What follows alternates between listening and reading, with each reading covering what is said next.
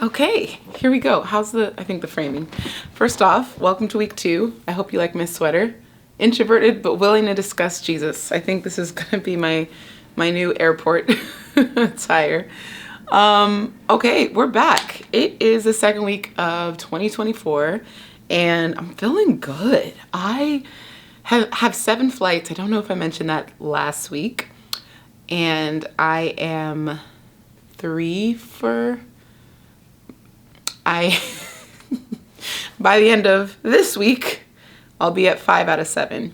And I only had to cancel 2 because capacity.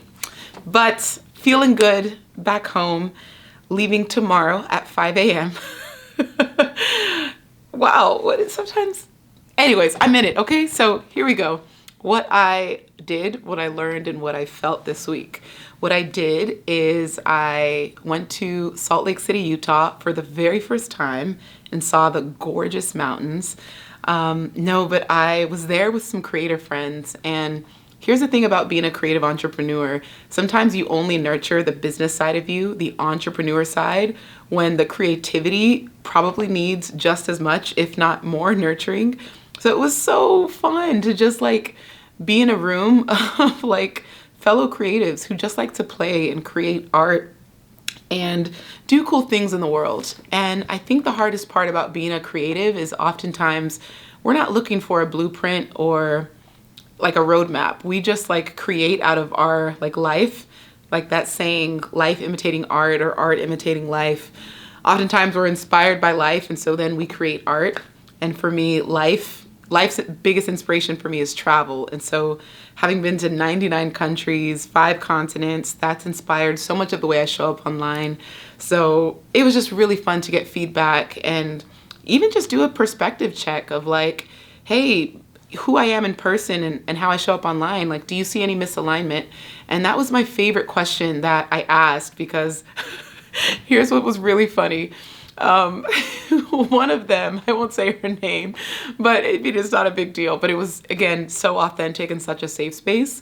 But she was like, Glo, your Instagram, if I scroll back, like I can see this like spunky, excitable, creative, outgoing version of you. She's like, but lately your posts are very like polished and poised.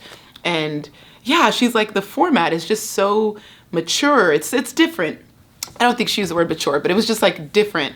And I remember 3 months ago, I reached out to some of my closest friends and I told them to give me 3 words that described who I was to them or what they thought of my content. And the common thread was wise, generous, and educational. And I started to think about like, sometimes when it comes to content creation and someone who's been posting on Instagram specifically 13 years, on the internet overall 23 years, you have to teach people how to treat you. And when I see like some of the journeys that public figures can go on, I'm like, oh, at some point I have to like, I have to redirect the narrative. And so it was very intentional that I wanted my Instagram to be a place where, number one, I want my work to speak louder than my voice or my face. So I turned the ratio 2 to 3. 2 posts are text-based and 1 post, or 2 to 1, I guess. 2 posts text-based and 1 post is like my face, video, or photo. And that really feels good for me in this season. And yeah, I legitimately think about some of my role models like Michelle Obama. You don't go up to her on the street and just like talk to her anyhow. There's a level of respect and reverence.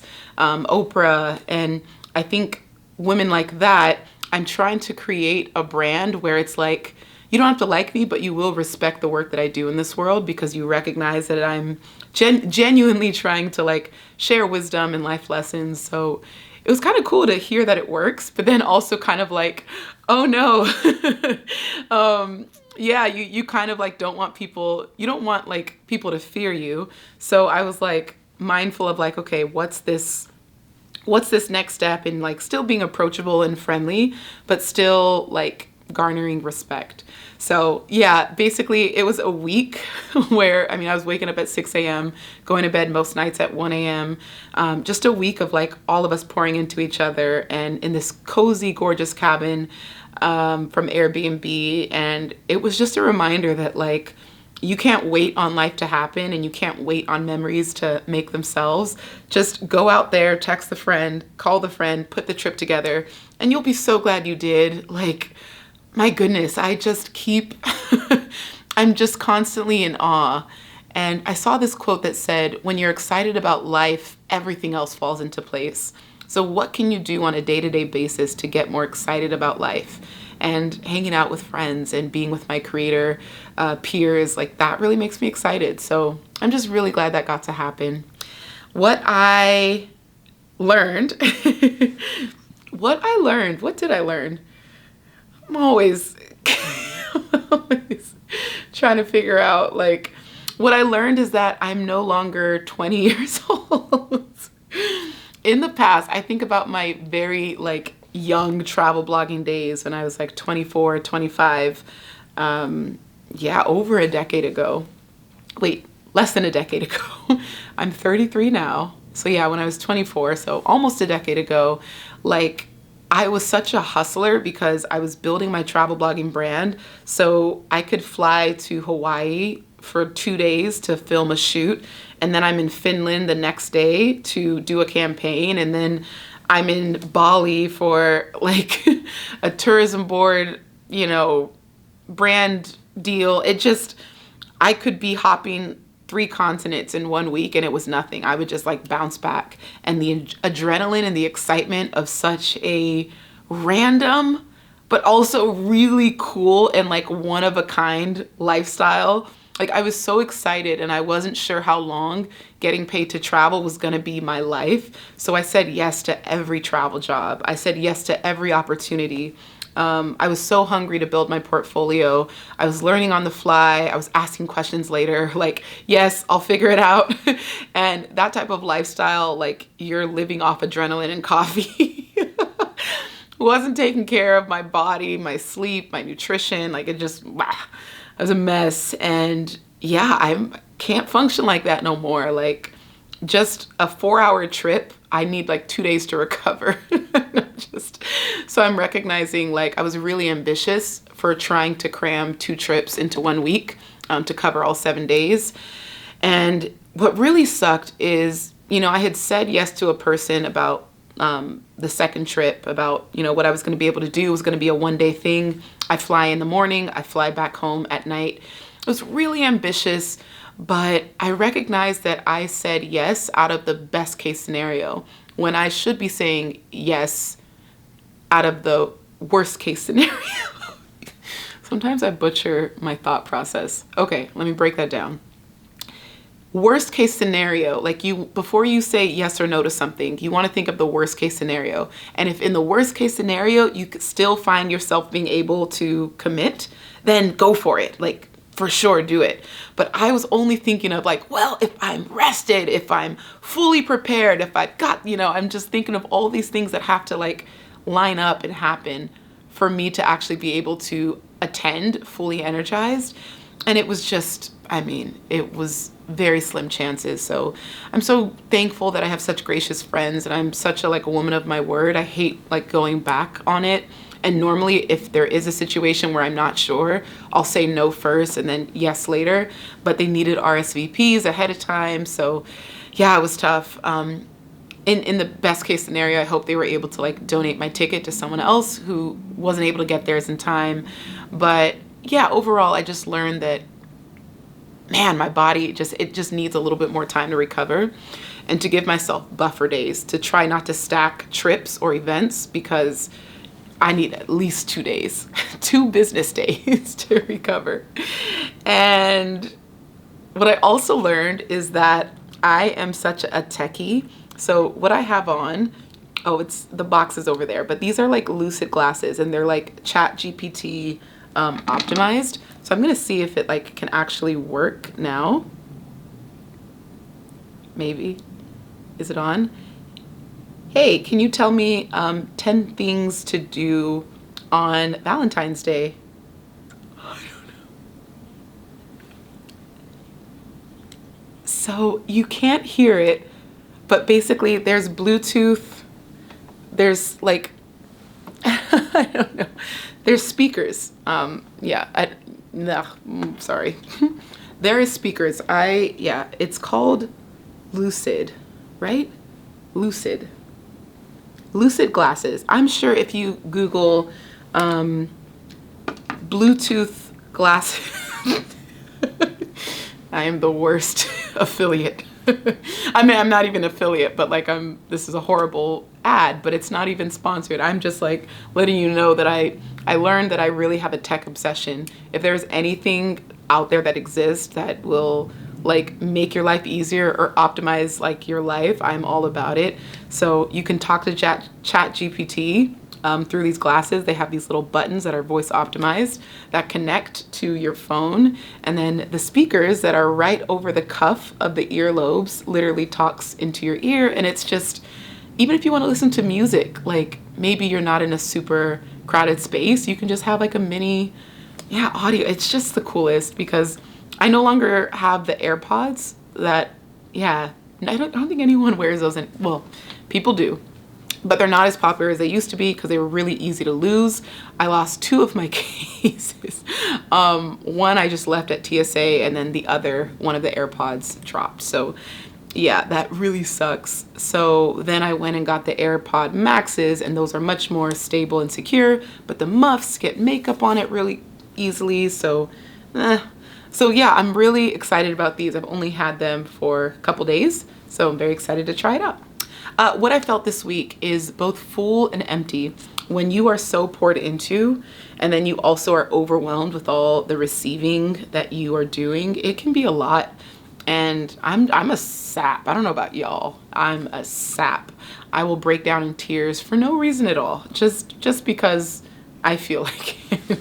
But I'm just so much more in tune with my emotions. And for those of you who grew up maybe in immigrant households where crying was not something that was encouraged or allowed. So I realized I suppressed a lot of emotions, and I never understood when people could cry happy tears. I was like, what? Like, what is that? And I cried my first happy tears like in my late 20s, and I was like, I get it. I get it. So yeah, basically lots of overwhelm, but lots of good, safe, secure, just supported energy lately. I've also had some really hard conversations. I'll just be very frank. Like when it comes to friendships, it's something that I've always struggled with, only because I live a very unorthodox life. And when you're someone who has built kind of like this public persona, you have to be mindful of who's trying to befriend you to use you to get ahead or to take advantage of your network or resources. And I've been burnt a few times, and so I just have to be really mindful. My DMs are off on Instagram for that reason. Like I just have to be, in order for someone to you can't try to be friends with me. I have to want to be friends with you, because I need someone else to vouch for you that you're safe, and then I can let you in. And it's such like a process. Like there's all these steps, but it's like how we have to move as a lot of public figures and entrepreneurs who have been on the internet for a long time. You just recognize the safety risk, and we've had death threats and stalkers and security issues. So it's such a weird thing. Anyways, with that also, I also recognize entrepreneurs we look at life as this marathon, but we also, I don't know how to explain it, because it's normal to grow apart, but it's also encouraged that you are evolving in a way that is authentic to you. And I think people can both grow, but can grow in different directions. And I think it can be hardest when you recognize that you only have capacity for 5 to 7 really deep, close friendships. And I recently recognized that my texts, I don't want to use it as a regular place to connect with people. I want it to be my core circle and my family. And for me, that just feels really aligned. And everyone else, I'll connect with you in person or email, or, we'll have our mutual events. And I had to express that, and it was really hard. And it wasn't always met with like understanding. Some people got a little bit upset and some people didn't understand it. So I had to further explain that boundary, and it was just tough because you never want to like, you know, say something. Nothing is wrong with anyone, obviously, but always be mindful of your capacity. And I think it's better than just like ghosting people. So as we continue to mature and evolve and do this adult friendship thing, you recognize that you need a certain energy pouring into you. You also want to nurture the people who have already showed up for you in the way that you need best. And I think there is this training process, just like when it comes to dating. You teach people how to love you. You teach people how to date you. And with friendships, you also like, there's a nurturing process. Like people learn how to love you, and you have love languages with people. And I think for me, I've just recognized and taken notes of all the people who have taken the time to learn me and love me the way that I've asked. I'm like, oh, these are my people. And so I've just really decided to nurture them, and they've taken up a lot of space in my life, in a good way. Like I feel very full with my core circle, and it's such an abundant feeling, and it's so beautiful, and it just feels so good. And then you recognize you have these like floating conversations and floating friendships, and you're just like, okay, what's really happening here? Because is this like a quarterly check-in, annual check-in, weekly check-in? Do you have space for that? Do you want that? Do you need that? And I think just being really transparent about all of that. And I recognize that like my text chain, because so many people had access to me over the years, like my number was passed around and just like, you know, whatever. But yeah, like my text became a triggering place because people were always asking for favors and asking for things. And so I learned to just like not look at my text and not open my text. And that's not healthy. Like I want my text to be a safe space. So eventually it took years, y'all, years to get to this place where I finally was like, okay, the people that text me are people that I'm actively building relationship with, nurturing relationship with, see multiple times a year. Like that feels so good. And I think the hardest thing are acquaintances. Like how do you nurture a relationship with an acquaintance who you see potential with, but you're still not sure how to continue to grow? So that's still my work. I still don't know. I don't have those answers. But just saying, I feel really good and full and supported. Okay. That was longer than it needed to be, but I'm going to try asking this thing a question again so that you all can actually hear. Okay, let me think of a question that is, I don't know. Okay, let me, okay, here we go. You ready? Okay. Give me 5 potential YouTube titles for a weekly vlog.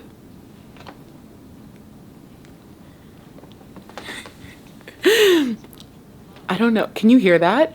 Can you hear that? Okay, I don't know if it stops the talking once I take it off my ears, but basically it said, okay, here's what I found. And then I can also do this. Chat GPT. Oh, okay, that didn't work. So basically that was supposed to open the Chat GPT app, but instead it opened up a stock ticker. Let me try again. Chat GPT. Okay, now it's, it opened Chat GPT. I don't want y'all to see my conversations. Okay, y'all, that was it. Woo! I hope you're enjoying this. I love that it's just like whatever I feel like doing. There are no rules to your life and how you show up and how you want to commemorate it. I hope when I'm 80 and I'm looking back on these videos, I'm just like staring in awe of this brave, courageous, bold, audacious woman who just decided to do whatever she felt like doing and express herself as creatively as she could. This is life, y'all. Have a beautiful week ahead, and thank you so much for watching. Bye.